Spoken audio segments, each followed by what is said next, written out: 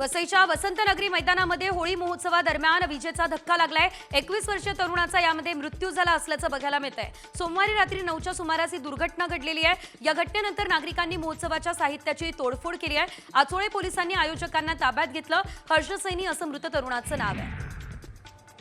रत्नागिरीच्या देवरुखमध्ये अनोखं शस्त्र प्रदर्शन करण्यात आलेलं आहे। यामध्ये भारतीय प्राचीन शस्त्र परंपरा आणि शिवकालीन शस्त्र पाहायला मिळत आहे। आपला इतिहास पुढच्या पिढीला माहिती पडावा यासाठी या प्रदर्शनाचं आयोजन करण्यात आलेलं आहे।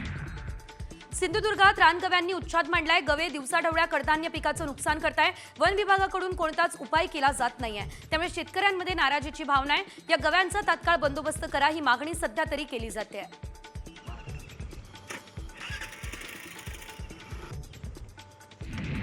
धाराशिवच्या 164 प्रकल्पांमध्ये पाणी साठ्यात घट झाली। एप्रिलमध्येच टंचाई जाणवण्याची शक्यता आहे। 250 पेक्षा अधिक गावांचा पाणी पुरवठा तलावावरती अवलंबून आहे। बाष्पीभवन आणि शेतीसाठीच्या उपशानं एप्रिलमध्येच पाणी टंचाईच्या तीव्र झळा बसण्याची शक्यता आहे।